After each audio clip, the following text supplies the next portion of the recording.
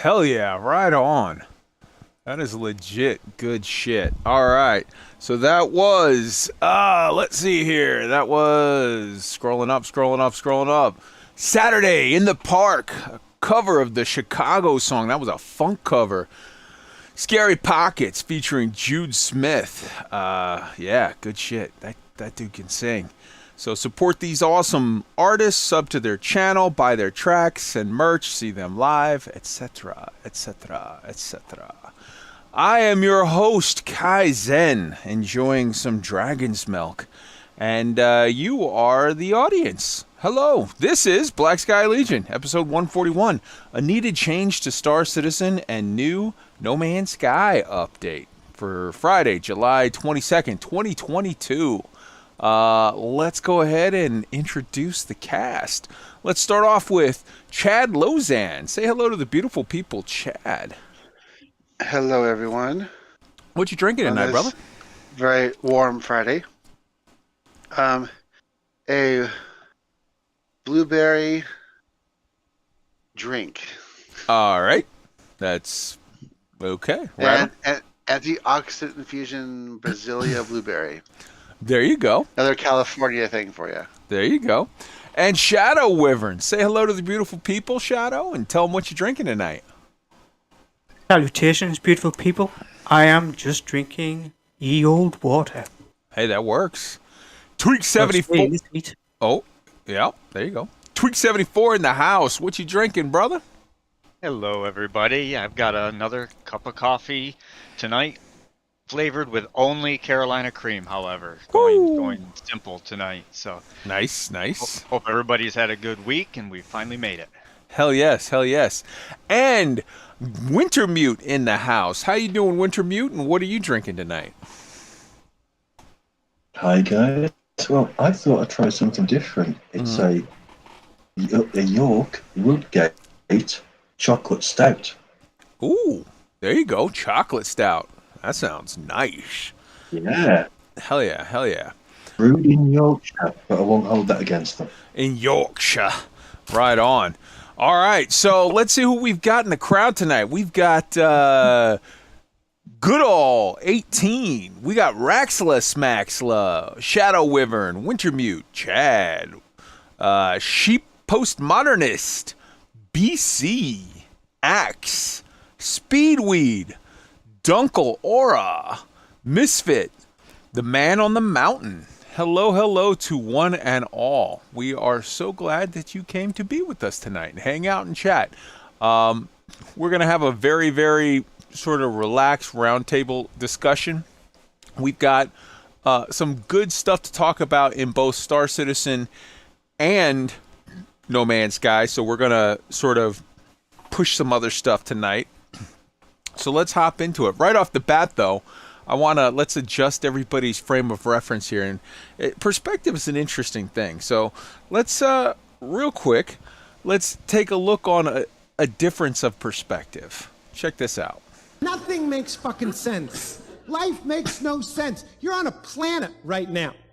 You think you're in America? Zoom out. You're on a space rock floating in nothingness, infinite nothingness, and the infinite nothingness is expanding. That means endlessness is getting bigger. That makes no fucking sense.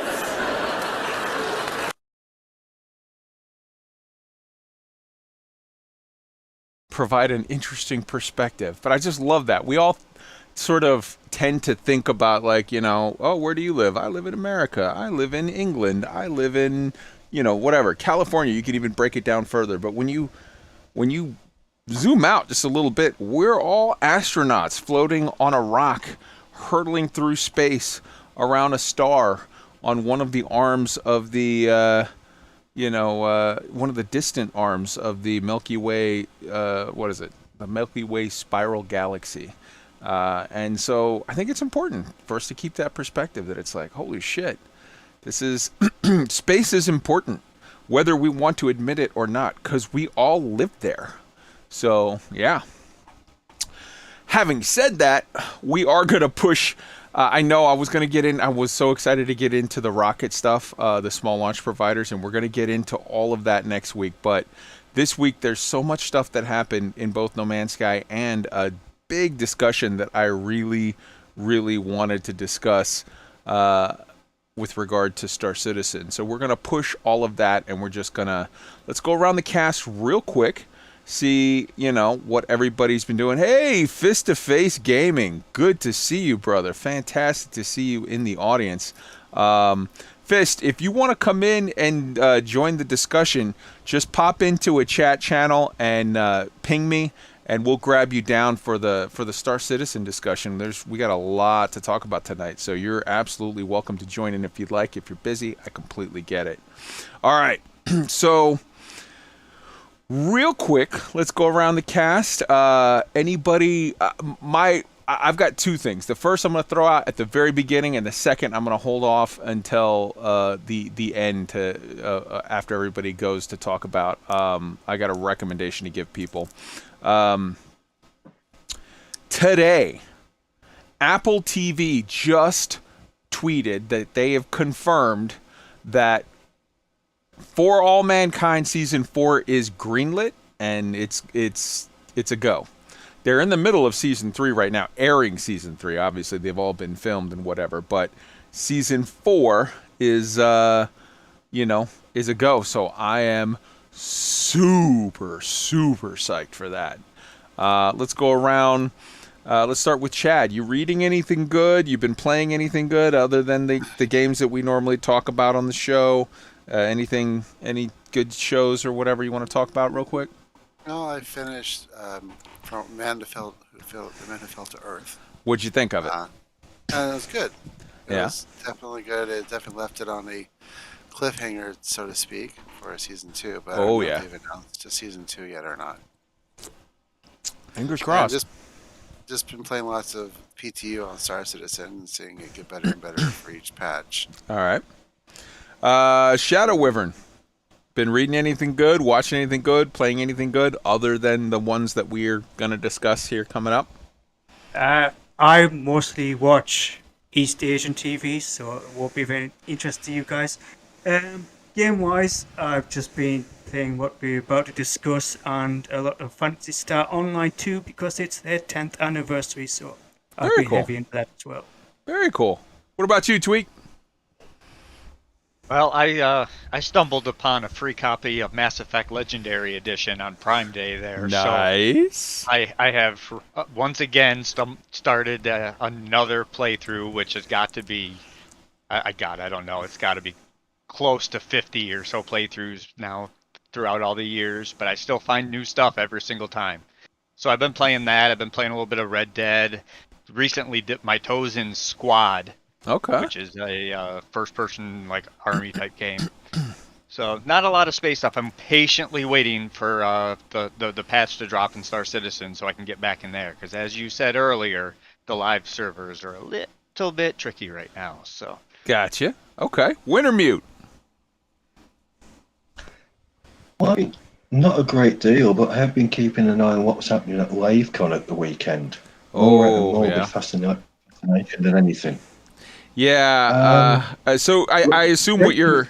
Great community, but Yeah, I assume what you're referring to is especially the lack of a lot of sort of meat announced or anything by the developers at the show, and then at the, I guess you would call it closing keynote or whatever, where Alan said, "Hey, this is going to be Karen and my last go at this LaveCon deal." Is that what you were referring to? I saw that after the fact. Apparently the guys at Wave Radio said they're going to step in and take over, but they said they're going to think about it. They're going to. Yeah. That doesn't mean they're gonna. That means they're gonna discuss it after things chill out a little. No. I think it's best to leave it at that with that. But fair. It was the usual thing from the FDev devs, trying to justify what they're doing very badly. Okay. Was there? I just skimmed what I saw after whatever from people discussing it. I don't follow Elite development anymore. So was there anything at all that was actually was there any news of any kind whatsoever that was released from FDev at LaveCon? No. Okay. Nothing apart from speculation. But they did say that beforehand. It was a backhanded Arthur comment that opened up some speculation. Nope. I'm not going to get into that. I'm done shitting on that bald. I am done shitting on that bald asshole. I'm done. All right, cool. That's why I didn't mention it. Yep, I get you. My second thing that I wanted to discuss, and it's tangentially space related or whatever, but so there's a singer named Grimes who is Elon Musk's baby mama now, and is apparently, she's like some kind of pop techno, I don't know, something singer. I gotta be honest with you, I've never heard her music before. I had never heard her speak before. I had seen 4 or 5 pictures of her, and it would be a thing where it's like her and Elon at some event, her and Elon at something, and they were discussing the fact that they had a kid together now. I guess now they have 2 kids together, whatever. A boy and a girl or something, whatever. She did an interview on the Lex Friedman podcast, and I got to tell you here, I got to admit to something right off the bat. I saw an image, and I literally started the interview, and it's a video recording of them talking, and I see this girl, and she's got like some stickers on her face or whatever, and I was rolling my eyes so fucking hard, like, I have zero interest in whatever this chick's about to say. This is gonna suck. I'll give it 5 minutes and then I'll turn it off. But I'll give it the shot at least. But then I'll skip to the next thing and move on with my life. I could not have been more wrong. During this interview, I fell in love with this chick. I would vote for this chick for president. I would love to hear her do a podcast. I'm madly in love with Lex Friedman. His podcasts are always amazing. He has on amazing scientists and whatever, and interesting people, and they have these phenomenal conversations. And so that's the only reason why I even bothered to click on it, because I was like, whatever. But this chick is amazeballs. She had this whole conversation about art, and that she thinks that we should reclassify human beings now, like us that are alive now, as Homo techno instead of Homo sapien. And she was discussing like interviews and articles from doctors and whatever, where they talk about MRI scans of the brains and how people interact differently now with things, and how we're already cyborgs. We're augmented in that we are in this tight sort of dance with all kinds of, between advanced medicines with pacemakers and all this other stuff, but also just people even who haven't had advanced medical surgeries or whatever, where they have technology in them. We walk around with our cell phones, and we're constantly interacting with technology at a rate that like no human being ever interacted with anything before. She talked about the concept of protopia, the idea of like, she said like, oh, Blade Runner's amazing, but we need to have hopeful things about the future, because if all of our art about the future, all of our sci-fi is Blade Runner-esque, then it's like that's what we're going to end up with in the future. We're going to end up living in a bleak future, because that's what we've painted for ourselves. We need to actually have a wide range of things. And she talked about how she's generally hopeful about the future. She talked about like amazing authors like Ian M. Banks, one of my favorite authors, Surface Details. She recommended it, and she got into a whole discussion as to why. She talked about an amazing quote about, don't kill what you hate, save what you love. Like, it's about what you choose to focus on that's important. About the upheaval of times of the printing press, and how we're kind of going through a similar thing of that, a reverberation or an echo of that with the internet now, where it's like, yeah, it's right now there's a big upheaval, it's a big whatever, but it's going, the printing press was at the time, it led to all kinds of societal problems and whatever, because it was a massive unlocking of information and dispersing that through the people, and that led to all kinds of chaotic whatever. But on the other side of that, after the growing pains, you had the Enlightenment age. Talked about the idea of capitalism incorporating some non-monetary profits ideas. Talked about amazing sci-fi short stories and the emergence of consciousness rather. An amazing Terrence Mechanical, like just nonstop fucking amazing stuff. So go check out, just Google, look on YouTube for the Lex Friedman podcast. All of them are amazing, but check out the one with Grimes, because I was rolling my eyes so hard, like, this person has absolutely nothing I want to hear. And then getting into it, I was like, holy shit, this is amazing. So I guess this is about, like, don't prejudge shit, because sometimes people can surprise you. So yeah, all right. So that's a recommendation I'm giving people, and I think our intros have run over, so let's just fucking get on with the show. So we're going to this week we're going to be skipping the real life science thing. I'm pushing it to next week. And we've already covered sort of thing a week. We've talked about books and TV shows and whatnot. So let's hop right into No Man's Sky and get on with the discussion here. First off, we have another base visit video. I know Shadow Wyvern and Wintermute have been going around visiting bases and recording stuff or whatever. So check this out. Greetings, we're outside the arcade in a base wonderful city by a Bella 84. So let's see what else is here. Telmon, roll VT.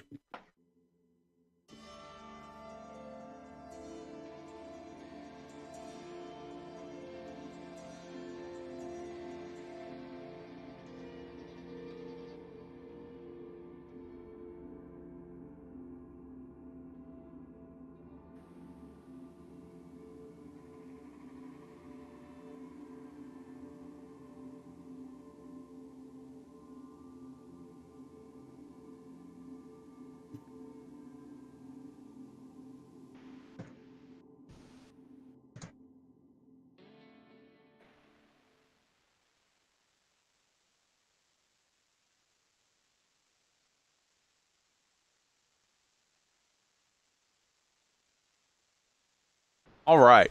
I love these base visit videos. I think it's super, super cool. I'm so appreciative that you're doing these for us, that we have this see. And I love that you ended it with the coordinates right there, so anybody can literally just pause, put in those coordinates, and go check out the base. This one isn't on the Nexus featured list, so you have those coordinates to get to it. That's very cool, though. I dig it. I very much dig it. I actually found it on Twitter. Okay, you found that? Oh, you originally found it on Twitter. All right. Yeah, good shit. I've been looking for one. For one to visit, and I thought, hang on, I forgot about the Abyssal one on Twitter, so we went there. Very cool. Very cool. And what did you guys? I love the like some of the stuff you could see on the thing. It looked almost like an old school like record store or CDs or whatever, where it's like they had it set up like you could flip through the stuff or whatever. I just think it's a comic shop. Yeah, it's very, very cool when people, are able to artistically create things that give off an illusion. It's like you're using assets in a way that wasn't sort of intended originally, but you're just using it creatively to, artistically depict something, to create something that's all your own. So, yeah, I dig it. That's typical in No Man's Sky. Absolutely. Very, very true.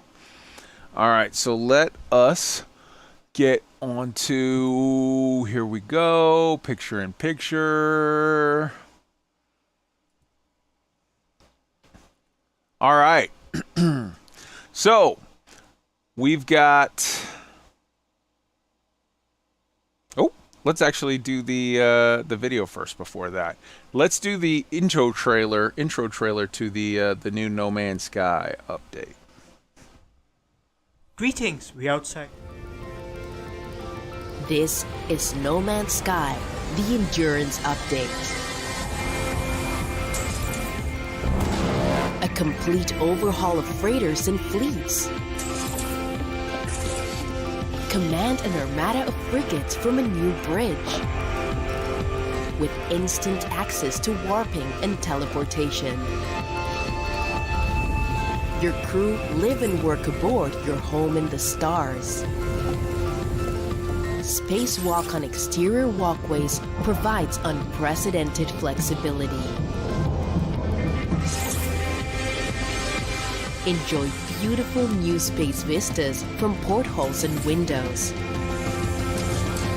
Build vast freighter bases to manufacture goods, grow food, and aid exploration. Asteroids have become more varied and far greater in number.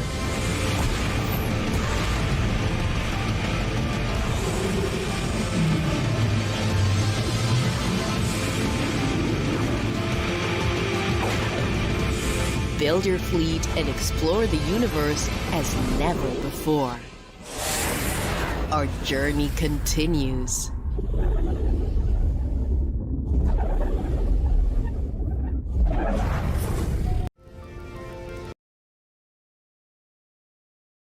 All right, I'm just going to keep that playing on a loop in the background with the sound down while we discuss it.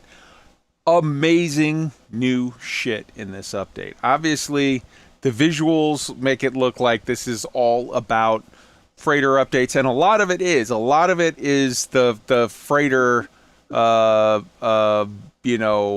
patch or update. And this was kind of, if you remember on the last one, this was what a lot of the speculation was about, was that it was going to be a big update to the freighters, and this is to a very large extent, and you see that they've added the exterior walkways and stuff so that you can, go from inside to outside, and all the new windows and portcullises and whatever that they've added are amazing. And you see manufacturing there on the fleet carrier, which is amazing. But they've also done a lot of upgrades to just base building in general, whether it be the big base in the sky, the freighter, or whether it be, bases on surfaces. You can now, get a whole fleet of the living frigates or whatever, which is very, very cool.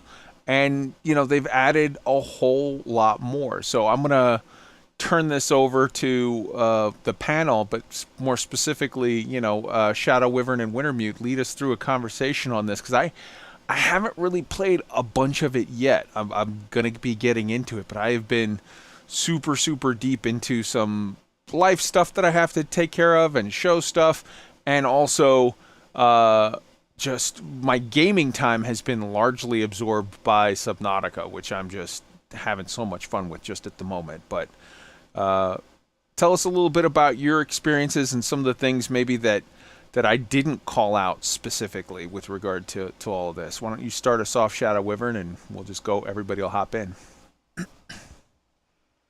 Okay, dokie. It launched on Wednesday on PC, and the actual launch seemed to go pretty well, though Xbox was delayed, I believe, Wintermute, yeah? It was launched on Xbox till 11 a.m. BST the next day. Yes. So 24-hour delay. Yikes.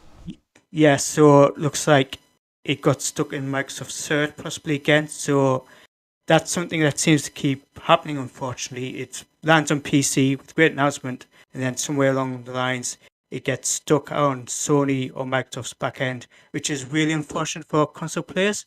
But it has arrived eventually, which is unfortunately the good news. And of course, it arrived in time for the Twitch drops, so they're not going to miss out. Of course, the big update, the really thing you notice first off, is the complete overhaul of the freighter. The entire tile set has been redone, but they've also left in the legacy parts. So as long as you haven't done any glitching on your freighter, it should be pretty much how you left it, but with some pieces different. For example, they've removed the ramps to change levels and replace them with ladders. So before, where there was a ramp, there's now a ladder. So even if you're happy with your old freight layout, then you're probably going to have to rework it, because now you have ladders instead of ramps. I myself, I decided, and this seems to be the general consensus, is you might as well just scrap your freighter and start again, because there's so much new stuff, you're going to have to redesign the entire thing. There's so many extra features they've managed to cram into this craft that what you did before is now pretty much redundant, unless you really want to experience none of the new gameplay. And just as importantly, not only crammed into the craft, but out of the craft. I mean, this is the first time where you have a really varied system for catwalks and exterior, like exits, and you can do stuff on the surface of the carrier really, really well. Yes, I mean, what they've essentially done is, on frigates, you could land on frigates, walk along the catwalk, and it basically took kind of that building ethos of how they've done the old-fashioned frigates and applied it to the freighters. So now it's kind of like a unified design, but of course with your freighter, it's your design, you're building it, it's your imagination that's going to produce this thing. So if you want it to be entirely enclosed space with great big windows looking out, then you can do that. But if you want those catwalks where you can just walk outside your frigate to look at the planets that you happen to be orbiting around, then you can build that as well. It's really neat. I mean, and there's no learning curve at all, because it uses the same old building system that you used for previously. So it's just the implementation is seamless. And in addition to all of that, they've also done enhanced nebulae. They've done deep space storms. You have fleets of organic frigates. There's like a lot more even than just all of that. And didn't they they did more stuff with the missions as well, right? Yeah, they've also redone the black holes, so they now have kind of I'm not going to say it's an accretion disk, but it sort of is. There's like a warping.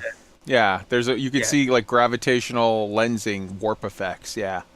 Yeah, so it's well worth taking your new freighter and parking it next to one of those for a bit. The missions are on the Nexus, but on the freighter, what they've done with the frigate missions is, if you now send out organic vessels on your missions, there's a chance, and it's a random chance, so it's RNG, that they'll bring back parts for your living ship, the one you get in-game that you pilot. And that will bring your living ship up to almost the capabilities of a conventional ship. So before this update, you couldn't install an economy scanner on your living ship because it's an organic vessel. Now you can get that part, the equivalent part, for the living ship by doing the frigate missions, but you have to send out the organic frigates in order to get the equipment for the living ship. So it's kind of like a new ecosystem they've added in with the organic vessels, tying them all together in a pretty logical way. So organic ships get you stuff for the living ships. It's really nice. And they've implemented the feature that they first introduced when you had towns, that you could like adopt a town a couple updates back, and you had these like your citizens. They've sort of implemented that into the freighter, where now you have like these dynamic crew situations where you have, specialist crew members and stuff walking around your base. You got engineers and technicians and scientists and whatnot, and also your squadron pilots and frigate captains will pop in every now and again and just be like walking by and like open up a conversation with you, or like talking, or doing whatever, which is it adds a whole other layer of immersion. I know that sounds weird to say in No Man's Sky, but and they've done I mean, you can be immersed in a fantasy world. I mean, absolutely. That's what it is. It's a fantasy space world, so you can be immersed in that. And yeah, you're right. It's just kind of like that thing that they didn't have to do. They didn't have to have your own squadron pilots as the NPCs, but they have. They've done it because they've thought about that. And it's just like you hire this guy at the space station to be in your squadron, and now he's walking around your freighter when he's not on duty. It's great. You know, it's those little details that shows that the developer actually cares about the game and they're not just churning shit out for churning shit out's case. They're actually thinking what would be actually cool to stick in here, and it's those things like including your frigate captains and your squadron fighter pilots as actual NPCs that you can interact with. It just adds. It's like building up your own investment in the game. You've gone to the effort to get these guys, and now you can meet them as well. It's brilliant, yeah. And if you notice, we have on the screen right now for you, there is the black hole effect where you see this like lensing and these weird. So it's like there's multiple things. Number one, you can see sort of matter that's being sucked into the sort of event horizon of the black hole, but you also see lensing. Look at the ship that's there on your screen where you see the ship, but then you also see as he moves in different directions, you see like a gravitationally lensed mirror image of it that's sort of warped and that shows up to the side or whatever. and that's a thing that, you know, they say actually happens with black holes, where it creates weird tricks of the light, and that's what gravitational lensing is, that it's bending light, and as a result you can end up with weird images. Like last week when we showed the James Webb Space Telescope stuff, there was literally some of those galaxies that you saw that were little blobs and shapes and dots and whatever were the same one in two different places because it was being gravitationally lensed. The light was being warped around either a supermassive black hole or something of some great gravitational effect. Yeah. They've been really smart in taking what was essentially a 60s, 70s black hole sci-fi thing and actually sticking some realism into it. It isn't, of course, realistically realistic, but they've done enough so you can see that's actually something like a black hole would be, but also still very much a fantasy black hole. It's really nice to do. It's incorporating a weird hybrid between modern science as far as the things, gravitational lensing and whatever that I talked about, but with the Art Deco 60s, 50s, 60s sci-fi vibe and like motif of No Man's Sky as a whole, which is amazing. Yeah, that's brilliant. That's precisely what they're doing, yeah. All right. Let's bring Wintermute into this. How about you share some of your thoughts about some of the very, very cool stuff, even including you could do a whole lot. It's not just about, hey, you could build a door to get outside of your freighter, but as they're saying here, you could do lots of stuff to build up the outside of your freighter to make that like an extension of all of the stuff. You can do a lot of stuff. Why don't you hop in on this, Wintermute? I think he stepped away for a minute. So sorry. All right. And then look at here for base building quality of life. They've actually done a lot to also, I don't want to say streamline, but make it, you have so many more pieces and components and things you can do with the base building that's not on the freighter. I'm saying all base building everywhere, including, planet side. But they've also done a lot to make it sort of more intuitive in how to work with it. One of the small but really good things they've done is before they had preset designs depending upon the height. So level 1 of the ground was a certain graphic, then you'd put another like wall on top of it, and that wall will be specific design because it's at level 2, and the wall at level 1 will then change to another design because it has another wall on top of it. Now you can select whichever design you want. So if you want level 3 design wall at level 1, then you can do that. So it basically opens up an entire new level of customization for your bases. It also allows you to fix any mistakes that could happen because, of course, ground isn't the same height. So in some bases, you'd have like the top wall would be the same height, but it would have different styles because the total height of the wall was different, if that makes sense. It probably doesn't. No, I get it. Yeah. But now you can select whichever style you want. So all the top row of your building can be the same style, regardless of the height and stuff like that. So it's a small thing, but it can make a big difference if you're building an extremely a complicated base on complicated terrain. It's going to look a lot better than it did previously. So it's a great move. Very cool. Very cool. And you can now set up where before you could, whoops, wrong thing. Before you could create a teleporter on your freighter and use it to leave, but you couldn't have it as a saved address to dial in. Now you can actually build teleporters on your freighter and have it as a dial-in point, correct? Correct. You can now teleport from any teleporter in the galaxy to your freighter. And also on the freighter itself, there is now localized teleporters. So you automatically get a teleporter from the hangar to the bridge and back again. So you no longer have to run up all those stairs. That's great. Which is brilliant. And also you can build teleporters inside the frigate, inside the freighter. So if you build a massive, huge freighter, now you don't have to be spending 5 minutes running backwards and forwards up the corridors. You can build teleporters to teleport you from end to end.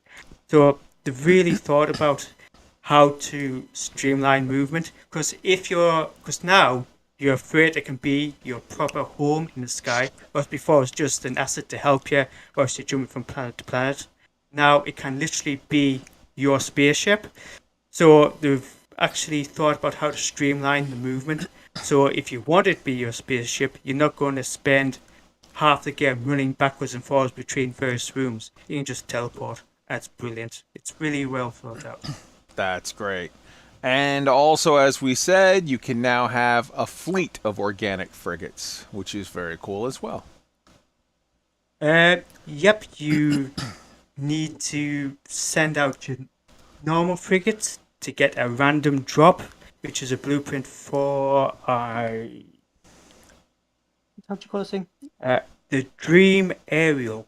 So you install that Dream Aerial in your ship, and then you can fly about pulsing, and if you're lucky, you'll get a random encounter, which will be an organic vessel, but it's RNG again, so you know how many you get could take you a while, but it's a good move. It's a good idea.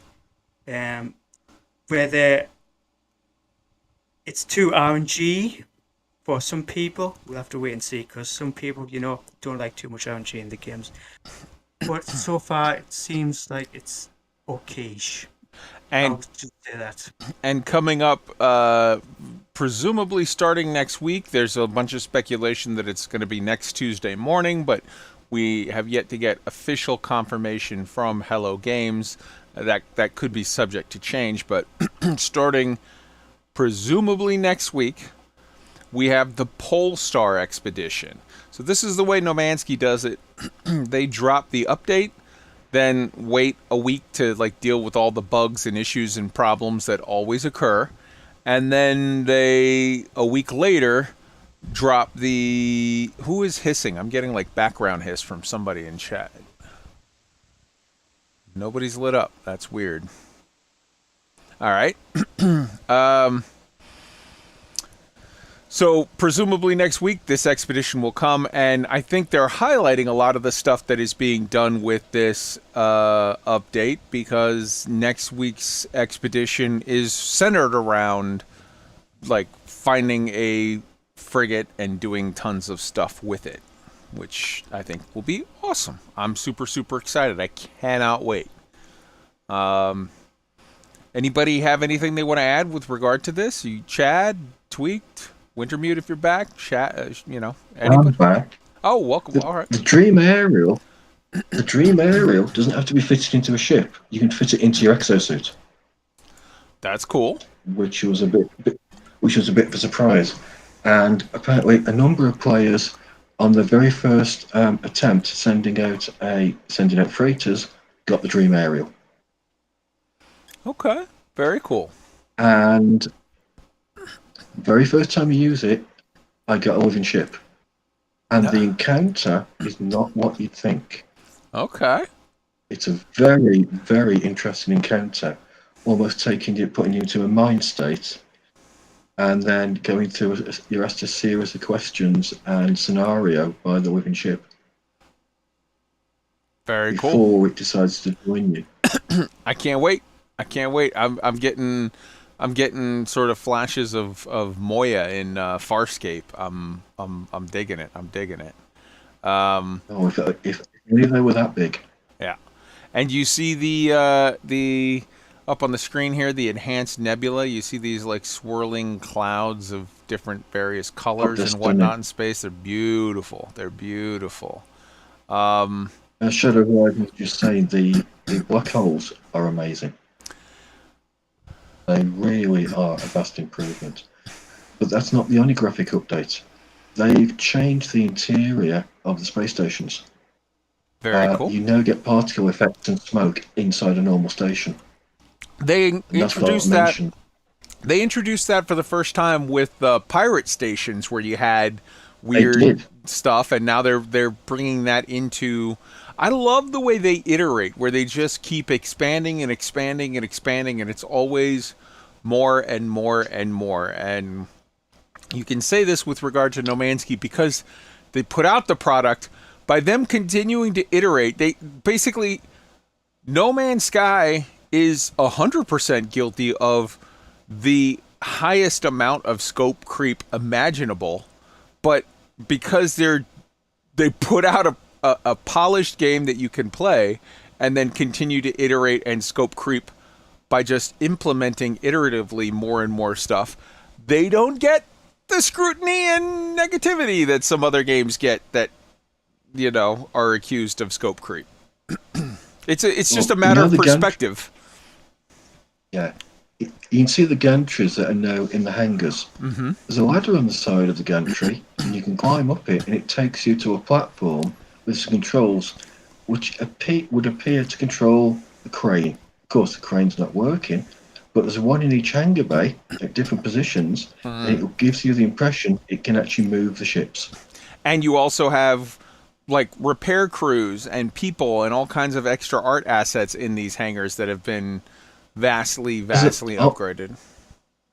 There's a scissor lift, and I popped up to chat to the technician that was in mine, and the flavor text came back saying he was doing lots and lots of inventories. Maybe that was a punishment, or that was his lot in life. It was just ridiculous. I'm picturing it's that amount of detail. That sounds like flavor text that could come right out of the Hitchhiker's Guide to the Galaxy series, referring to Marvin. Yeah. And living ships have a bunch of upgrades. Go ahead. Yeah, and if you encounter your pilots or your ship captains and then interact with them, it brings up all the stats. That's great. For them. That's very, very cool. As I was saying, living ships now have all kinds of upgrades. You can get additional storage capacity. You can get different various sentient technologies. Looks like spawning sack. You can shield. Go ahead. You can shield them from scans, so you can pirate with them. So that's gonna be interesting. Oh, and by the way, the teleporters are going to be necessary on the frigates, on the freighters, because the ladders are a bit of a nightmare, or as I call them, Jeffrey tubes. Oof, Jeffrey tubes. Yeah, because I spent a few hours today redesigning my freighter, and I've decided, no, I'm not starting from scratch. I'm just redesigning my freighter. And it's not as intuitive as you think, because you think, okay, I'm going to put a ladder there, and the second you put the ladder, you start climbing up it. There you go. So I think that the Jeffries tubes are going to one side, and the teleporters are going in. Yeah, for sure. Once it's done, they are absolutely stunning, because every single tech guy that you could use on your base, including your exocraft technician, can now be put in a freighter. With their own rooms. Yeah, and they had all kinds of extra themed rooms and stuff that they're adding, where it's way more in depth. You can see on the screen right there the teleporter from the hangar, and you know, just sort of, it's not like the teleporter where you're jumping where it loads for several seconds or whatever. This is just almost an instantaneous. You know, it's like it scans you down and shoots you up. Very much like the old the rings in Stargate, where you would just the short term teleporter or short distance teleporter. Yeah, the theme rooms are really nice because you got the agricultural ones, effectively hydroponics. So they replace your you know, if you recall, you could actually grow plants in the grow planters. Beds. Yep. Yeah. Yep. No, you put the actual themed rooms in, and you put the plants into the floor, and it just grows. But there's also an option to actually harvest all the plants at one go. Yeah. Not tried that yet. You can put your nutrient dispenser in there, new room. You've also got the industrial rooms. You can actually effectively mine from your freighter. I need about 4 different types of gases, but that's a new feature. But one of the interesting ones for if you're exploring is it's effectively an Asteroid navigation console. You walk into a new system, go to this console, hit map. It will map every planet in there immediately. Yeah. Yeah, they literally, so before the freighters were basically a mobile version of storage that had a decent amount of utility. And now freighters are literally a fully 100% functional movable base. It can be your main base, your home, and it does everything. It's not limited in any way. And up on the screen now, you'll see one of the aspects of the game that I absolutely love is the Derelict freighters. If you can see here, they've introduced all kinds of like extra particle effects and smoke and all kinds of like just graphic upgrades to make it more creepy, more horror-ish, more just fucking amazing. I love this. And the stellar extractors. Who wants to talk about the stellar extractors?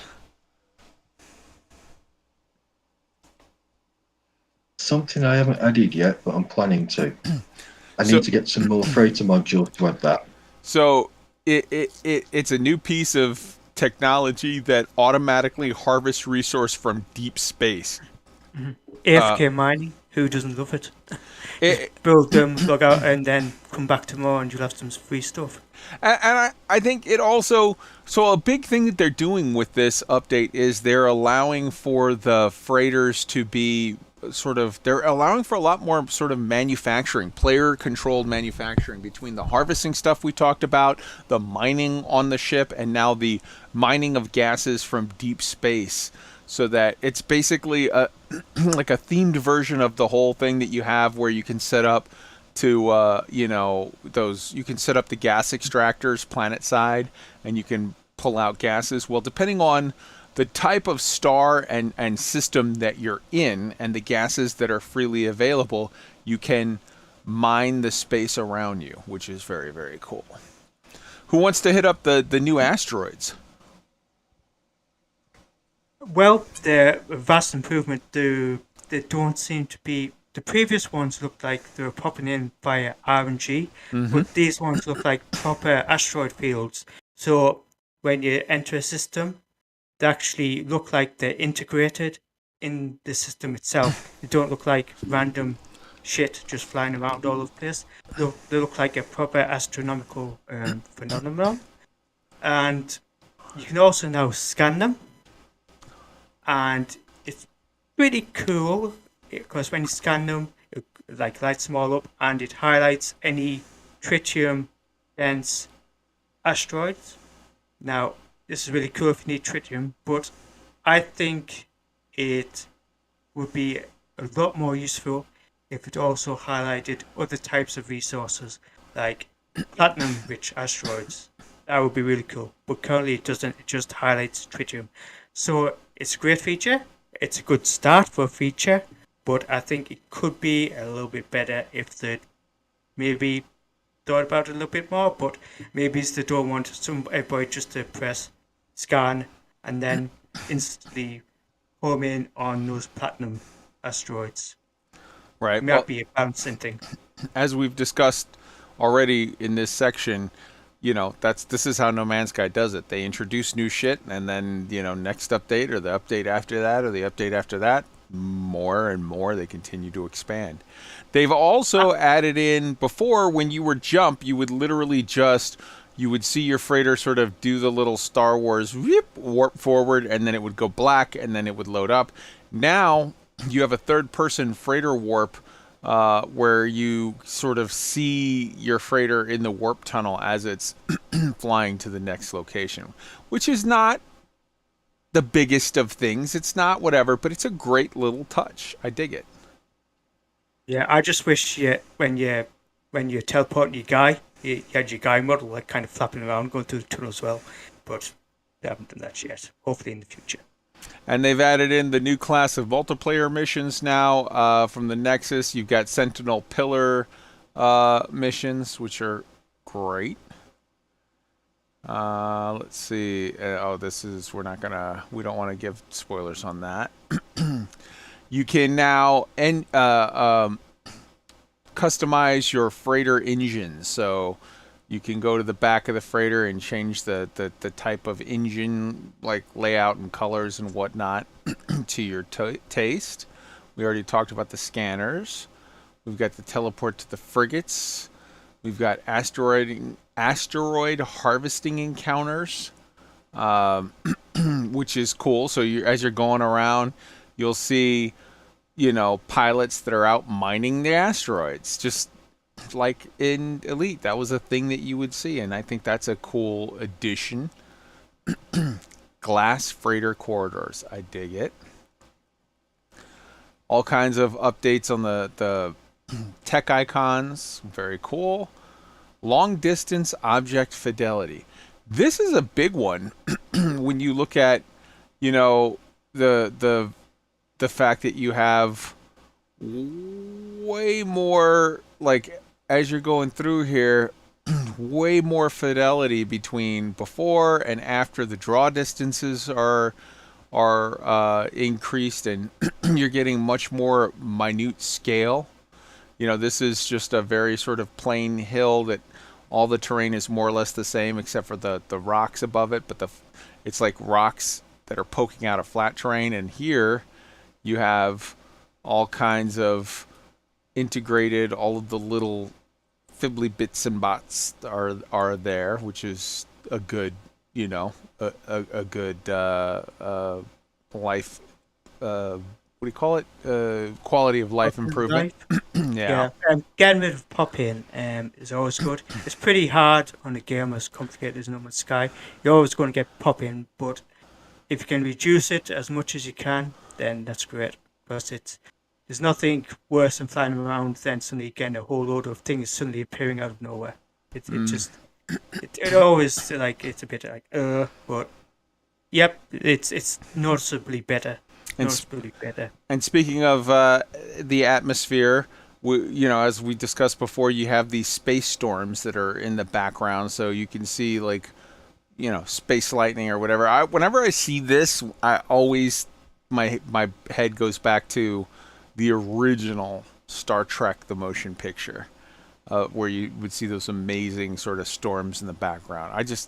All of this stuff just adds so much to the atmosphere of the game. I absolutely love it.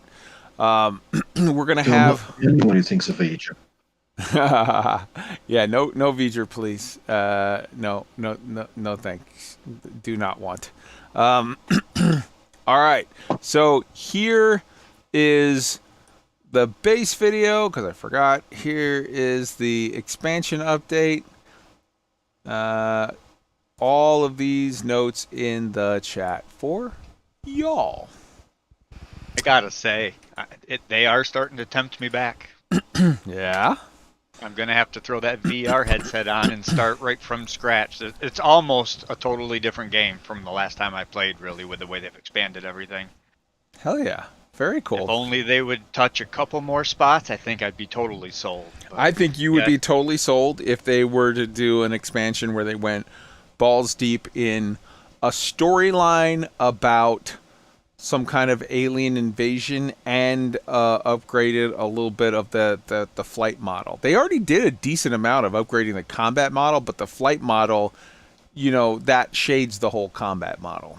Yep. I think that would totally sell me. But these images that I'm seeing added on to being able to walk out on the runway of your new Star Destroyer that you just built and stand there over some amazing looking planet or something in VR, that sounds exciting to me. So yeah, I'm gonna have to find those spots. Hell yeah.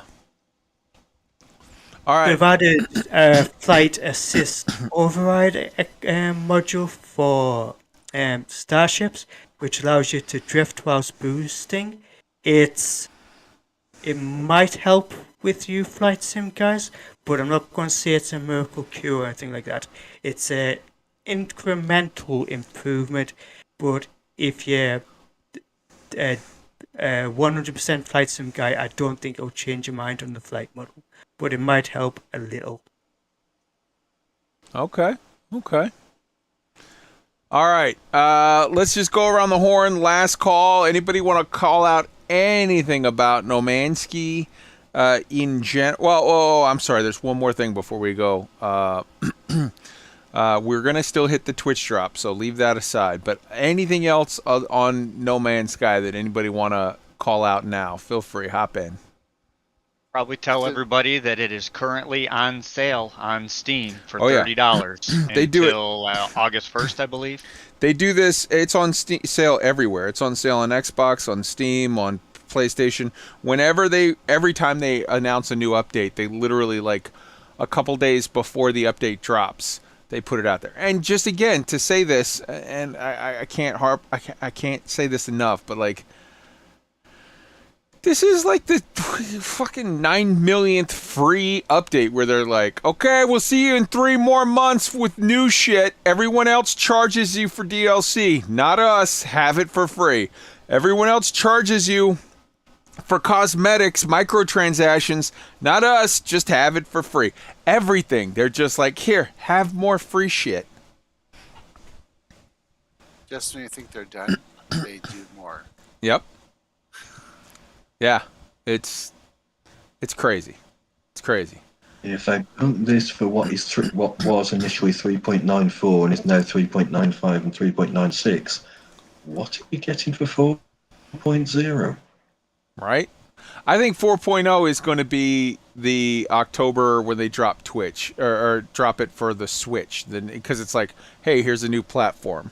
But yeah, I think. People, so when all this started speculating, people were like, oh, this is only 3.94. This isn't the big summer update.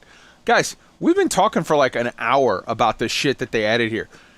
As far as I'm concerned, this is the big summer update. I think this is the big summer update. I think they're just the numbering convention. A lot of gamers would say, oh, 4.0 is going to be the big one. But I think from their perspective, from the company's perspective, 4.0 is we added a whole new console with a vast number of new players.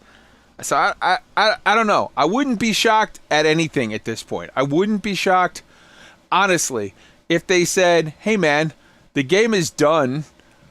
From now on, we're not putting out updates. We're starting. Here's our new game. Go buy that." They've more than done enough that it's justified. But I also would not be shocked with the way these guys have been going. I wouldn't be shocked if they keep just fucking burning our brains for the next 5 years of here's new shit. It's free. Have fun. I don't know what's going on here, but like these guys are the absolute master of now with a huge asterisk. The asterisk is yes, when it dropped, it was a shit show and everybody was mad. But they made that up years ago and they keep just going over and over and overboard on making it beyond right. Anything else before we move on to the Twitch updates, the Twitch drops? On 4.0, I would say because we have Twitch updates, Twitch drops currently with this update, I think 4.0 in inverted commas will be some while away. Okay. Because I don't think they'd want to do 2 loads of Twitch drops straight after each other. Okay. So I think you're kind of right. I think we'll have point updates or mine updates with Switch, and the big 4.0 in inverted commas, whatever that entails, will be a little bit further down the line than what people are expecting, possibly. We'll see. All right. We will. So the next and last thing for No Man's Sky is Twitch drops. Every day starting yesterday and ending on Monday, the daily reset is I think at like 9 a.m. Eastern time. You can get around a half dozen free No Man's Sky items for watching by watching any of the drops enabled No Man's Sky streamers. Keep in mind that most of these are novelty items like fireworks or glams, you know, oh, I got a new hat, I got a poster, I got a fucking thing that you put onto your table. But every day there are a couple of items that are in the 2 and 3 hour mark that are must grab items like an A-class ship, an A-class multi-tool. Often people sleep on these because they think, well, dude, I have S-class stuff on my save. Why do I need that other shit? I don't need that. It's key to remember these are not items that are character wide. These are account wide. So every time there's a new expedition and you start off with a blank character that doesn't have any money, doesn't have any assets, doesn't have any good tools or any good anything, all this shit is accessible to you as soon as you get up to the anomaly. So the new expedition that's starting next week that you're going to start with next to nothing, you get up to the anomaly, you spend the first, hour of the game, half hour of the game, fixing your ship and getting up to space, and then you immediately stop at the anomaly and get yourself A-class multi-tools, A-class ships, a lot of extra storage, lots of free shit. Or even if you're just, I claim it, I sell it, now I have a ton of money to jumpstart me. Or both. Hey, I've got 5 ships here and 4 multi-tools. I'm going to claim all of them. I'm going to pick the best one, and that's what I'm going to use for whatever situation you're dealing with in that expedition in particular. And then all the rest of them, scrap them, sell them, boom, you're rich. Do not sleep on this. Right now, while we do this show, I have in the background on a thing, muted, a streamer who is streaming, and he's getting my number, and I'm getting the free shit. Like, there's zero reason to not do this if you're a No Man's Sky player. Get your shit. It's free. Anybody want to hop in on, now that we've covered that, that's everything for No Man's Sky. Anybody want to hop in on anything at all on No Man's Sky before we move on? All right. Woo! Here we go. Let's see. That takes us to Star Citizen. Here we go.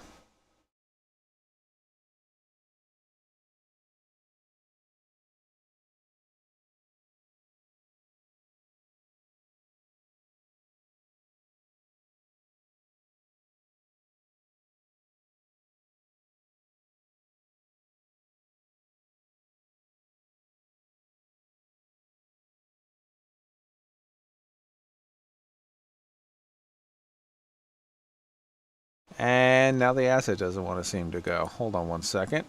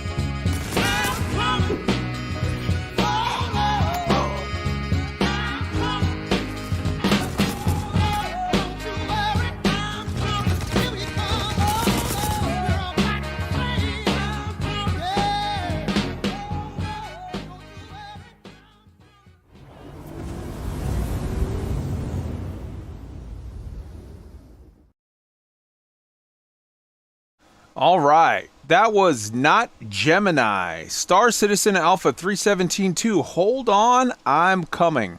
Here is the link in the live chat. It will also be in the show notes for you. Hold on, let me get back to the B-roll. There we go.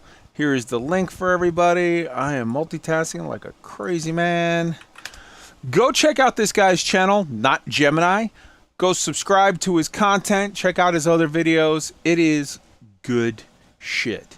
I wanted to bring that to everybody's attention so they go support him. And let's hop into Star Citizen. Right off the bat, we have here we go, picture in picture. We have the roadmap roundup. There we go. Roadmap roundup, July 20th. So that's dropped on Wednesday. They have notable changes for July 20th. They've added the Anvil Centurion to the release view. They've made some changes with regard to the progress tracker. The props team separated into 3 separate groups. The first 2 teams are integrated into the Sandbox and SQ42 Art teams. And the last team is now listed separately as the Interactables team and will be working on, you guessed it, Interactables. They added a remaining downstream teams Q3, quarter 3 to the tracker. Side note, again, I cannot tell you how much I hate the terminology progress tracker for that, because it does not, in fact, track any progress. It literally just shows you these people are working on this thing at this time. It doesn't say they've done anything. It doesn't say they've completed it. It doesn't say they've partially completed it. It just says they'll be working on it. But that's just a side note. That's a pet peeve of my own. Roadmap roundup. Anybody got any commentary on that? Anyone? Chad? The shortest roadmap roundup ever. Yeah, right. It was brief. It was. All right. Next up, we've got. Let's close this. We've got Untold Tales Ghost Ship from Beyond Saturn. Now, let me link this. Did I link the roadmap roundup for people? Let me link the roadmap roundup just in case I didn't. There we go. Copy. Here it is for anybody who wants it. Stream live chat. All right. Next up, we've got the Untold Tales. Here is that link for you. I really should get somebody to do this for me. Here we go. Copy. Now, I want to call this one out in specifically. Or specifically. In particular. That's the word I was going for. Untold Tales Ghost Ship from Beyond Saturn. These Untold Tales series, these are in lore, really, really cool sort of stories. They're excellent in lore tales of enduring mysteries. Now, in this particular one, the way that it was written up is, in 2944, a scanning vessel named the Tintern Abbey logged an unusual sensor reading coming from several meters under the surface of the dark side of Saturn's one of Saturn's moons, Lepidus. And they sent an excavation team that uncovered an intact Zeus. Now you have to keep in mind, following the lore, a Zeus at this point is several hundred years old. So they're finding an artifact. When they sent the excavation team, they sent it there because Lepidus had at one point been a weapons testing, the dark side of Lepidus had been a weapons testing range where they had dropped whatever. So they thought, well, hey, this could be unexploded munitions. We got to send a team in here to extract it and, like send in a bomb squad to defuse it or set it off or do whatever so that no one gets hurt at some point. They were shocked to find that it was, in fact, a several hundred-year-old lost Zeus. Specifically, it was the C6, which was a mission, one of the early testing Zeuses that disappeared 2255. So it disappeared at that point like 700 years earlier while testing a long-range signal, like radio signal tech. They dug it all out, and they uncovered the intact ship, but no sign of the black box or the crew. All three were still missing. There's more to this story. I have linked it in the chat, but I am not going to tell you any more about it because I've given you enough that I think I've made this story exciting. It's one fucking page. It's not going to take up your time. Go read it. These are very, very, very cool official lore tales told, that CIG's hired people to craft this story stuff and put it out there. I think that this is amazeballs. I am absolutely in love with this concept, this story, these in lore tales. And look, here I'm scrolling down on the screen there. It's one long page. You can read it. I read it in 2 minutes. You can read it in 2 minutes. This is not hard. It's a really cool, neat little mystery, and the stuff as it continues to go on with the story just gets better and better, but I didn't want to spoil it. Anybody have a comment on this before we move on? How cool would it be if we had those in-game to listen to while we're in quantum from one side of the system to the next? That would be amazing. I would absolutely love that. You're completely right, Tweak. Anybody else? Okay. Nice to see the lore team keeps adding new stuff, and eventually some of the stuff may make its way into the game itself. There you go. Next up, we've got CIG confirms the Vandal Swarm mode of Arena Commander is modified easy mode combat model. I don't know if that had been previously confirmed, but here is a CIG employee, and they've been asked, they're like, hey, I normally, in the PU, I can't last through that many waves of whatever. I'm not that good at combat. And I just did Vandal Swarm, and I was amazed that I went through 9 waves and lived. This can't be right. Something's got to be easier here. And the CIG dev specifically confirms, you're absolutely right. Arena Commander is not easier than the PU. They're on the same. But one specific mode of Arena Commander, the Vandal Swarm AI event thing specifically. That one thing is, and he even calls out, he says, you can tell they got their hit points adjusted down to make them easier. And Nick calls out several of the ships, and it's like, these ones have less than these ones have even less than those ones, and those ones have the absolute least. And then the named ones are the same amount as you would find on the PU. So he breaks it all down, and he's like, I'm not personally a fan of it, and we've actually had internal discussions even fairly recently where we pointed out, like, hey man, this is a good idea, and who knows if and when it will be adjusted, but it's a thing that is talked about behind closed doors, and you know, who knows what reasons they maybe have for having that modified version or don't or whatever. But like, yes, that is confirmation of, as far as I'm concerned, actual news. Was this something that was known widely before, Chad, that I just hadn't picked up on, or is this actual CIG confirming something that's new? They're confirming something that many people have suspected for a while. Sure. But Duncan, this the employee in question, was very forthcoming with a lot of information. He didn't have to do it. And it's nice to see how open the company can be.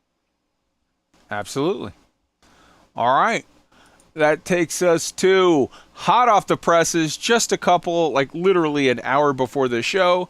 They dropped the Star Citizen Alpha 317-2 SPTU 8145195 patch notes. This is live and in-game right now in the PTU.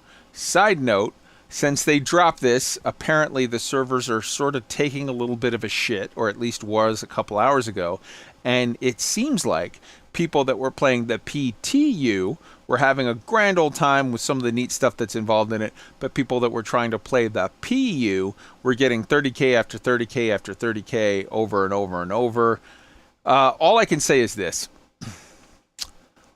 Patch day on a game, servers take shits, things go weird. I think, but it is a known issue. CIG, there's literally a CIG employee posted on Spectrum, like as the servers first came up and everybody was complaining, he was like, "No servers, don't do this to me on a Friday." Which, you know, it's like, yeah, okay, it's not. This isn't the end of the world. This is what happens. This is patch day. This is whatever.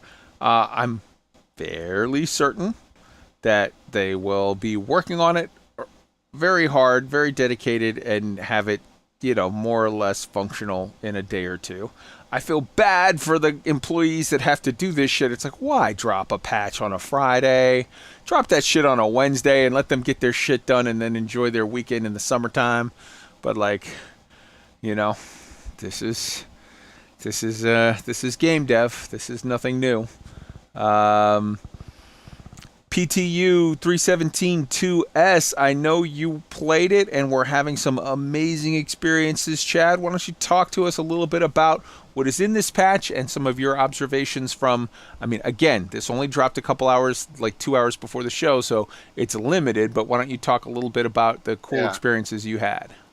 So I've been playing the PTU for a few weeks now, and they've been doing daily updates during the week. During the weekends, they'll be like, here's the patch for the weekend, here's go do Siege of Orison or Jump Town or whatever. It's been pretty amazing. They've gone from pretty stable to, oh my god, this is so incredibly smooth and works so well. And look, the guy running by me doesn't look like he's hopping anymore. They've gotten the desync down really well. The NPCs are responsive. I did some bunker missions last night. They were not pushovers. Everything worked. I had the bunkers don't shoot at you anymore if you're doing a defend or a protect mission.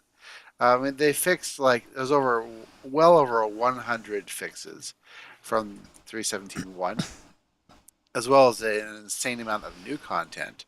There's the service beacon missions, which now show up in the Moby Glass, where they're Quanta, basically NPC computer spawned missions. And as they get higher up, they pay really well. So like the mediums are like 80, 100,000 credits, and the highs are 150 to 200,000 credits. But you usually need a friend for those. But they're fully dynamic. They pay really well, and then they're pretty quick to do.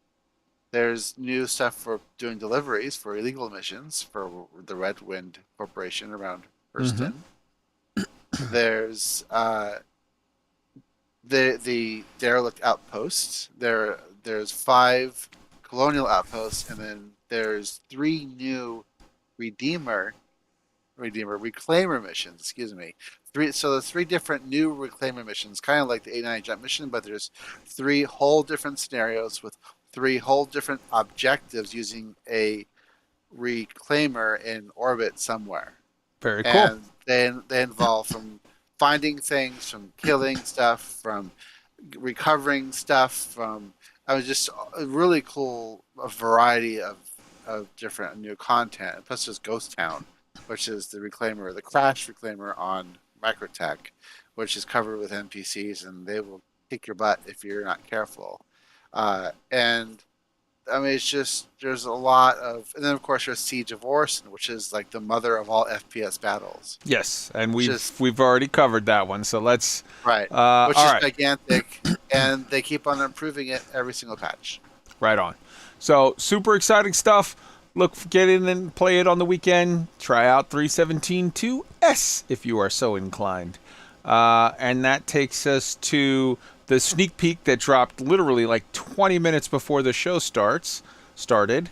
Let's see if that asset wants to load. It does! Hooray! Huzzah! So, that is literally entitled, and I'm going to link it here. It's entitled, "Oh Moonshine, Take Us to the Stars." I feel like somebody's a fan of our show. Let's see here. Copy and paste for all of you at home. There you go.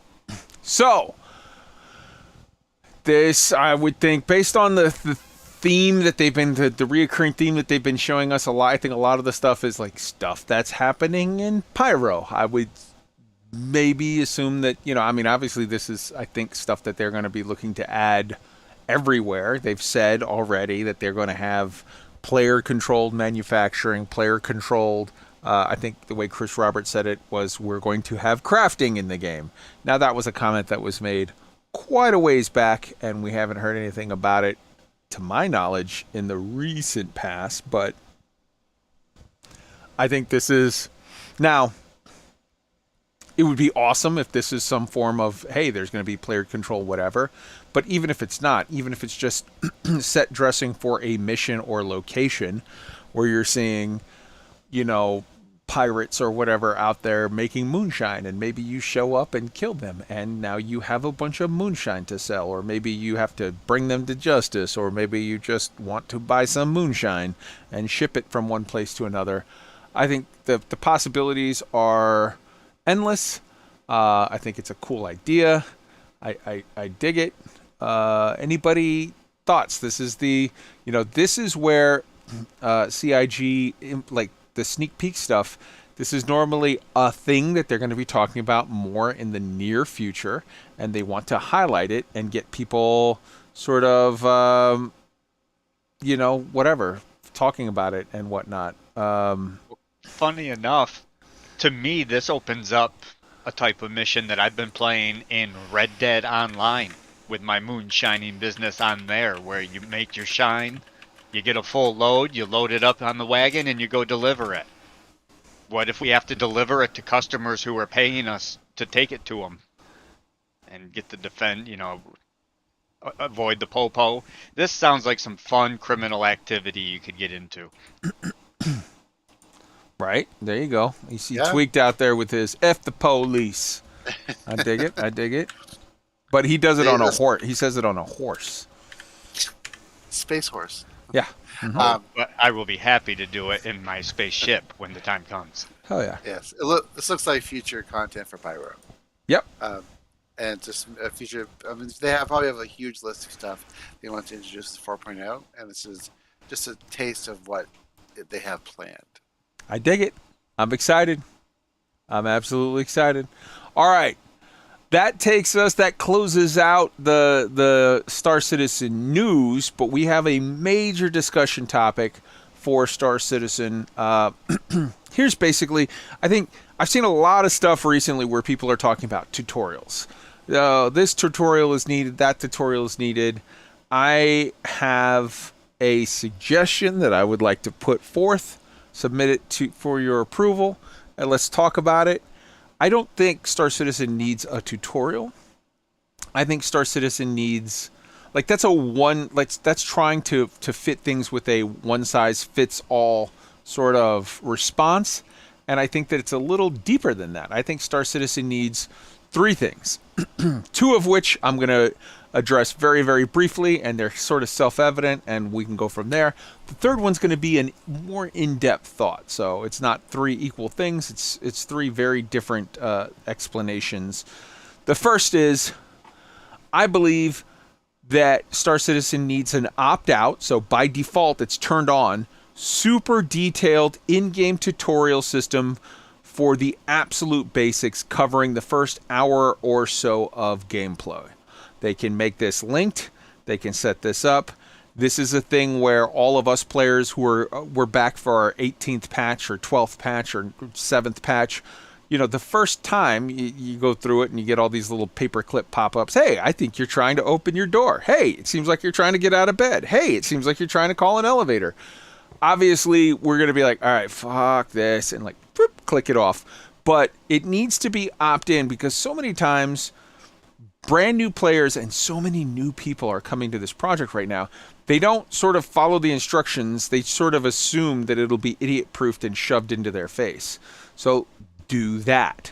Give them the first hour where it's like, hey, it seems like you're trying to find your way to the subway. Hey, it seems like you're trying to take the subway that's going to the airport. Hey, it seems like you want to find the counter that calls your ship. Hey, it seems like you want to actually call your ship. Hey, it seems like you want to take the elevator to the hangar where your ship is. This sort of brain dead first timer shit should be very, very specifically called out, because right now, so many new people, like Chris Roberts has said it in his letter to the whatever, and if you look at the numbers of the new whatever people and the 4 million people that we talked about last week, that there's 4 million accounts in the verse now, like the number is ramping up exponentially of accounts that are being created in this game, paid accounts, people that are giving you money. And you need to have a very, very no-brainer first hour, hold your hand, paper clippy, the Excel tutor tells you how to fucking get into an elevator and open a door and take off a helmet so that you can drink a thing. It needs that. And for us, the rest of us, we can skip it.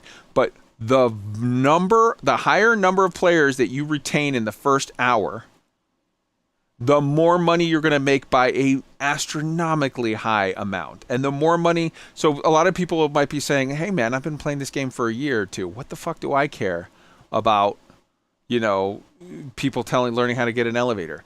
Because if I'm a brand new player and I get pissed off because I can't work the elevator and I quit, that might mean 400, 800, 600, 200, or whatever dollars that CIG doesn't get, that doesn't go into improving things and keeping things running and whatever. So that's a no-brainer. They need that. Anybody want to comment on that briefly? I would agree with that. I think if I didn't have friends helping me in this game when I first started, I mean, how hard is it when you figure out how to get out of bed? And then you're standing at the door trying to figure out how to hit the button to open the door, and you have to hold F to interact. Just something even to pop up right there to tell you to do that would be very beneficial to lead everybody through. Like you said, there are so many new players every day. I'm seeing a new YouTube video about somebody's new experience in Star Citizen. So, and of course, I think now would be a good time for it. And of course, don't annoy Tweaked with making him click through every last one of the things, because he's already done all this stuff and knows how to do it. Give him the little checkbox that says, all right, close this shit out. I don't need it anymore. Right. But have it default as on for all people, and then because once a patch, it's not going to kill you. Once a patch to say, hey, turn this shit off. But it will kill you if you don't know how to start and you don't know how to turn it on. So just have it default as on. All right. The second... Go ahead. I'd have the tutorial. Sorry, I'd have the tutorial have chapters. So for those that just want to skip ahead to a specific chapter to explain something, they can just jump ahead to that bit. If that Excellent. makes sense. It does. Whereas when I come back to Star Citizen, which I do intermittently, I'm always like, how the fuck do I do the chaff again? Yeah. Help? You Yeah. know? So having a structured tutorial that teaches you how to do everything, maybe as part of a story, like a miniature story mission arc or something like that, but also having it divided into chapters. So for those who have completed it, who maybe stepped away for a couple of months, then come back and need to remind how to do something, just go jump straight to a certain point and replay it. Hell That yeah. would be cool.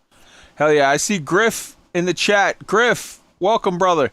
Come hop in the comms. We're literally in the discussion topic now. Come join in and share your knowledge with us if you can. And if you can't, I get it. But if you can, pop in. You're welcome. So the second part of it is a very, very different thing. And it's not a tutorial per se.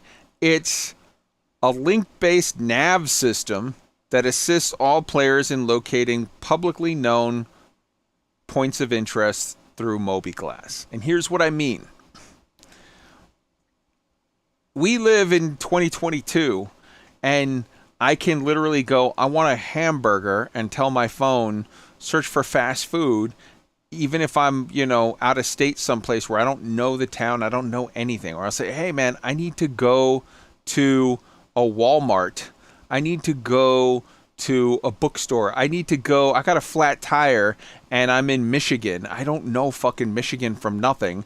I need a place that sells tires. And you can literally go on there and say, yes, these places sell tires. Here's their phone number. Oh, yes, we have the tire that you need. And then literally tell my phone, okay, click on the address and give me directions to go to there. So this isn't what I'm talking about with this nav system isn't so much a guide or tutorial per se, but even for advanced experienced players, you say, I want a hamburger. I want laser repeaters. I want a scope for this specific rifle. I need ammunition for this specific weapon. I want a this specific cooler or this specific shield module. I don't understand why several hundred years in the future we would not be able to do exactly what we do now, which is, go on your phone, i.e. in-game, go on your mobiGlass. I want this. Oh, you need, dumpers. What's that? Dumpers Depot, or you need Benny's Burgers. Benny's Burgers. You need Tammany and Sons. You need this location. It's located on ArtCorp. It's whatever, and literally, you should be able at that point. Your mobiGlass. So yes, this game doesn't have a mini map. This game doesn't have an in-game map. It has signs that give you like, hey, go here, go there.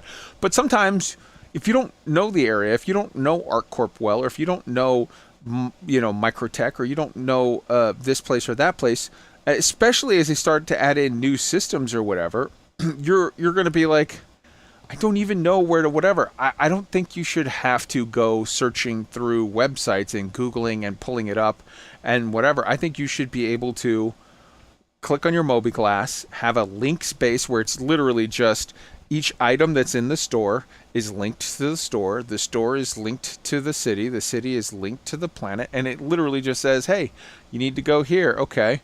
Follow, here's the highlighted route, and go just the same way as my phone does with I want to find a thing, and that's how you get to a thing. So, point 2, the link-based nav system that allows you to use your mobiGlass to navigate to different places anywhere in the verse. Any thoughts? What do you guys think? Pie in the sky, too much? Good idea? No, absolutely. And by the way, it's coming. It's part of the Star Map revamp. It'll include the codex and all that in-game information through your mobiGlass. It's not just a new Star Map with a pretty UI. It's a Star Map plus. It'll be out next year.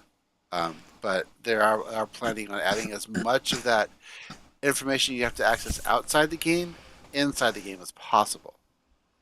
So you don't have to go to a website to find where a set of armor is sold. You can actually do it within the game itself. Fantastic. Anybody else? It'll I be think it's fantastic when it arrives. Yeah. Yeah, I think it's a good needed. It's a good idea for sure, but I'm also afraid that it might lose some of its charm. I've been playing Star Citizen pretty steadily for about a year now, and I can still get turned around in New Babbage because that's the one spot I probably frequent the least. And I like that I can't just go to a map and click a destination and have a path to get me there. I kind of like the first time I go there, I have no idea where I'm going, but I'm exploring the whole place.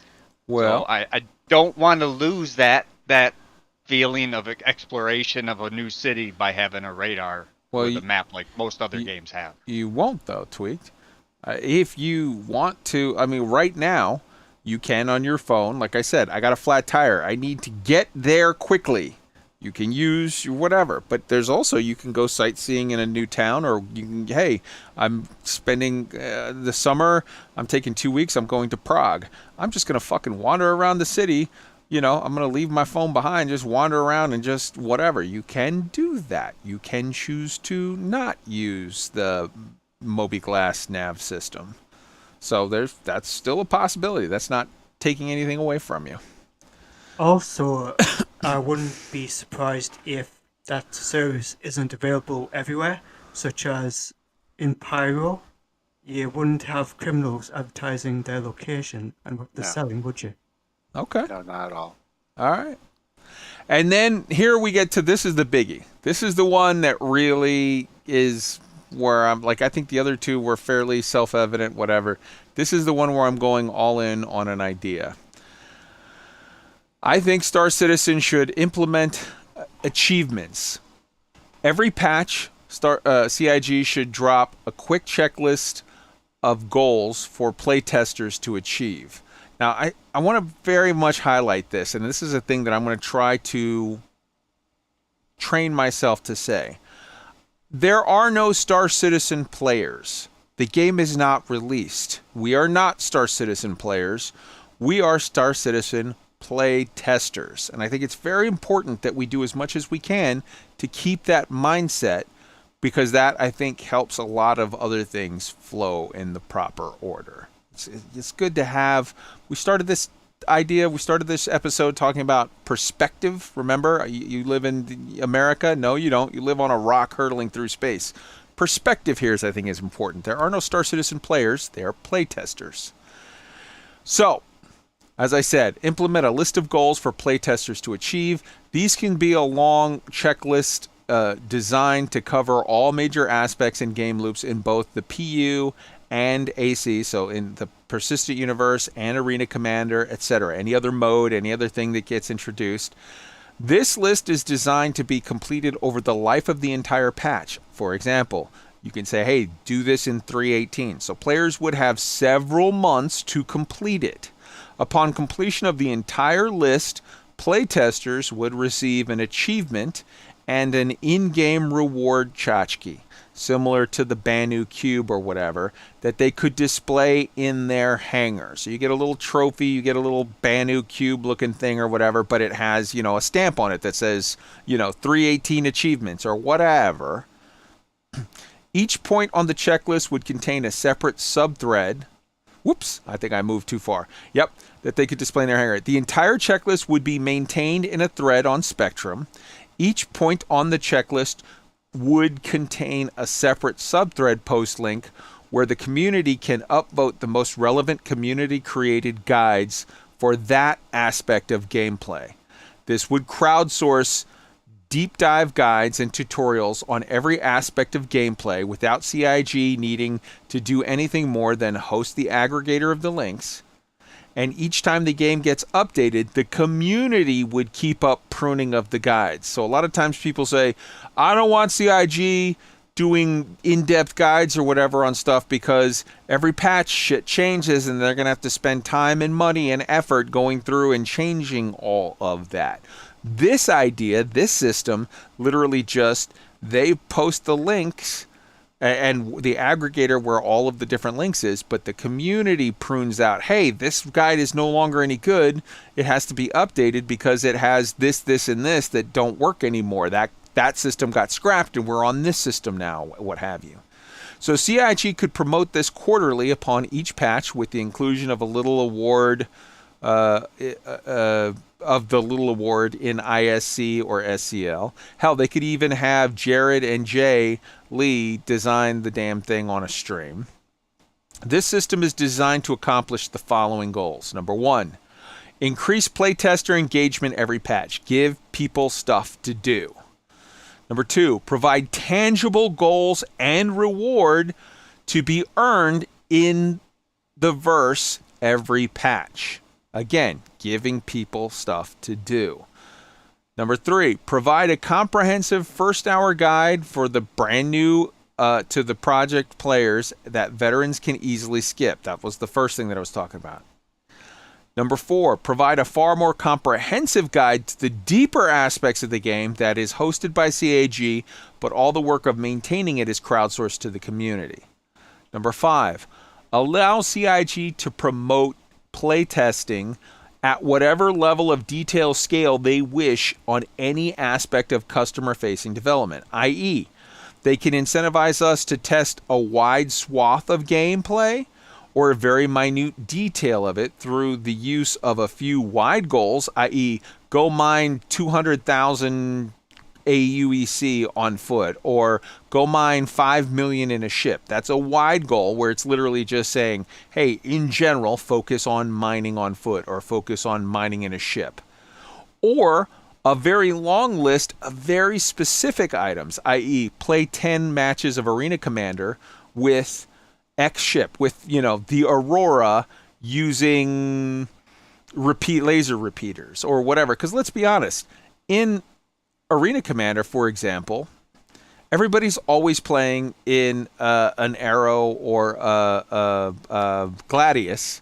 So, like, by having, you don't get a whole lot of the idea of Arena Commander as it was originally sort of discussed and implemented was, hey, this is going to be balanced gameplay. This is going to be helping us figure out this is better than that, that's better than this, like helping us tweak stuff, helping us, you know, make little adjustments. They could put people in very, very, very specific setups for a small amount of time and get, through a crowdsourcing it, get a lot more actual feedback and not logistics, what's it called? Metrics on the nitty-gritty of anything at all that they wanted to test. All of this would be designed and accomplished with minimum effort from CIG. They draft the checklist each patch cycle. 90% of the checklist would just remain the same patch cycle to patch cycle, but they just tweak it here and there. They host the thread and spend minimal time monitoring it as they do anything else on Spectrum. They have one prop guide, develop one prop for each patch cycle that would be designated hangar only so as not to need advanced testing outside of the hangars. And they promote the whole thing with a 1 minute of content patch each patch cycle on ISC, for example. So what this provides, because a lot of times people want more in-depth stuff, and CIG, we can't expect CIG to make a massive tutorial every patch and keep it updated.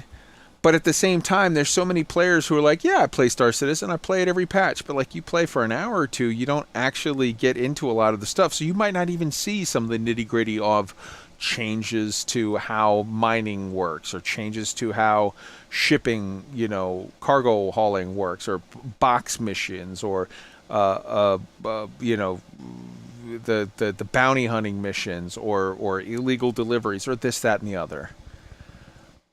This system, this last point that I made, I think would be a super, super in-depth that it could maybe literally take you 80 hours or 100 hours plus to do.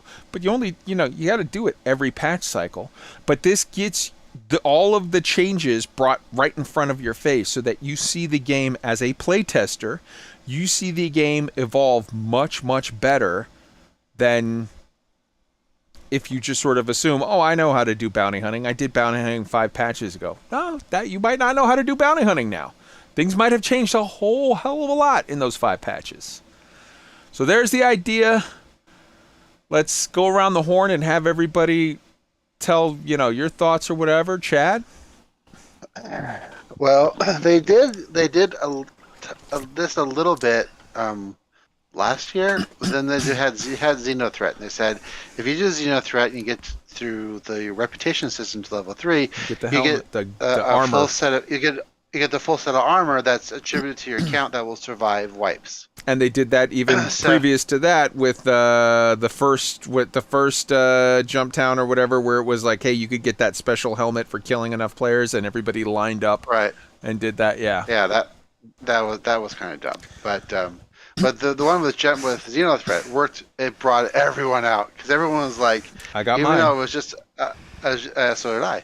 Even though it was just a regular set of armor, it was unique. It had a unique pattern and graphics on it. But it's the same kind of. There's nothing special about it, like game-wise. But it's just something cool. Like, I did this, and you get to keep it forever. So they've done this to a very limited degree in the past, and it's worked out super well. And I agree, there should be an achievement list. People love to do checklists, and they'll want to do this, especially if you get something in return, something you can show off in game. Like Destiny 2, it's basically a giant fashion show, right? You could do all this stuff and get the certain armor or the certain look, and people love to do stuff like that, as evident by the Xenothreat thing that happened, a while ago. They should do more of this. They haven't done it. They haven't done anything since then. They attributed everyone a leather jacket from like IAE, like last time, just so we wouldn't get wiped. But I think in the future they're going to be adding a lot more of these type of events or type of systems that players will just jump all over the chance of being able to get free stuff in game for doing the game essentially. Okay. Tweaked, what do you think?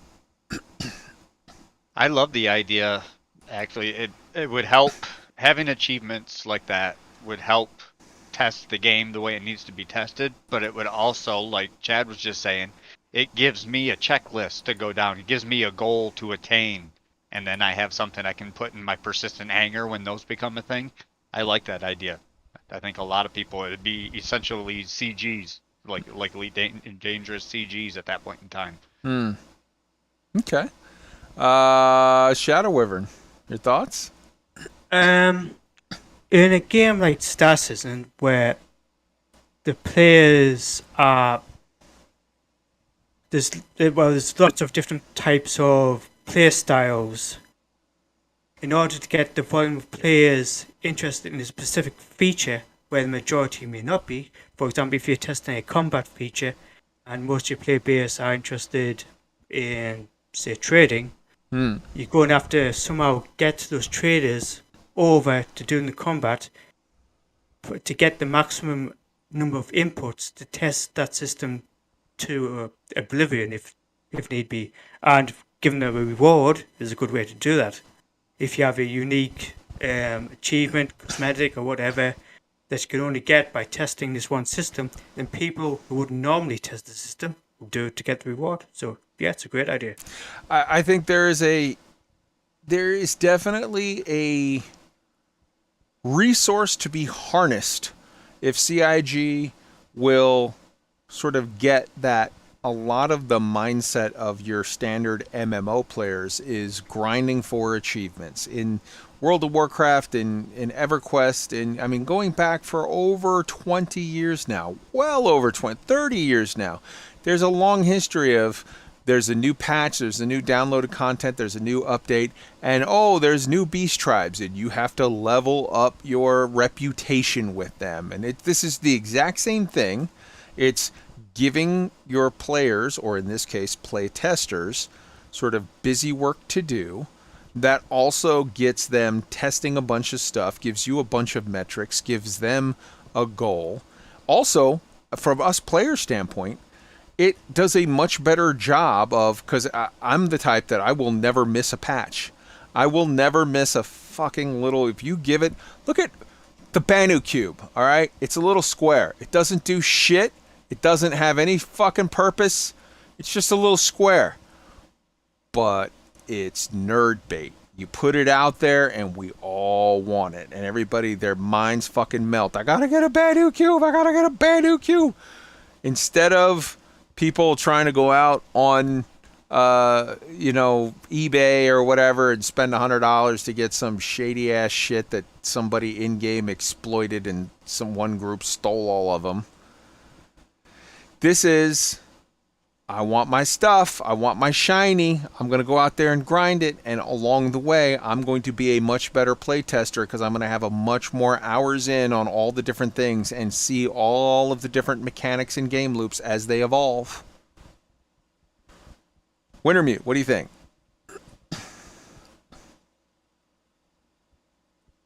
It's an interesting suggestion, definitely. But on the other hand, the thing that's going to mind is, isn't that what the patch notes are for? Sort of. Trying to explain everything. How many people...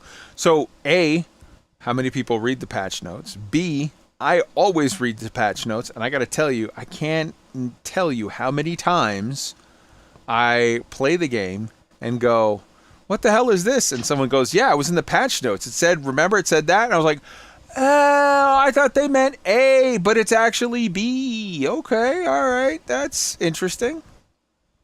But that's a valid point. That's a valid point. I get where you're coming from. All right.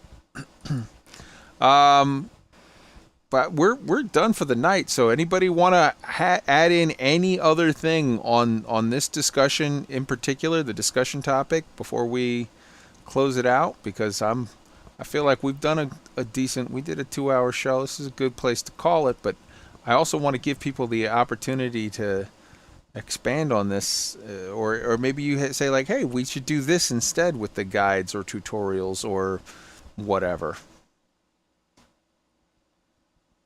One thing I will say, earlier you said that if they don't put the guides in, whatever, somebody will play an hour, they've lost, what do you say, $40, $100, $200. They've also lost reputation. One person says, I'm not playing it, he'll tell his friends, they'll tell their friends, and it's a reputation hit as well. You're absolutely Word of mouth right. is very important. You're absolutely Look at all right. the flack. All the flack SC still gets being called scam citizen. Even now. Yeah. 100%. 100%. All right. Last call. All right, we'll go around the horn. Everybody say goodnight to the beautiful people, and let's close this shit out. Chad. Good night, beautiful people. It's been a hot week for everyone. Hope it gets cooler next week, especially those in the UK who are just literally frying. Oh, yeah. And see you all next time. Shadow Wyvern. Good night, beautiful people. Been a great show. Great to be here. Thanks a lot. See ya. Bye-bye-bye. Tweet. Thanks for hanging with us tonight, everybody. Enjoy your space game, whichever space game it may be that you play, or if you play all of them, even better. Have a good weekend. Wintermute. Good night, everyone. And I can say from the UK, it is cool now. We are getting back to normal. And once again, we started complaining about the weather and the rain. Good night, everyone. Let me tell you something. It's been like 100 degrees here. I would so love some rain right now. Yes. Good night to everyone. We love you all. As my friend Tweaked is fond of saying,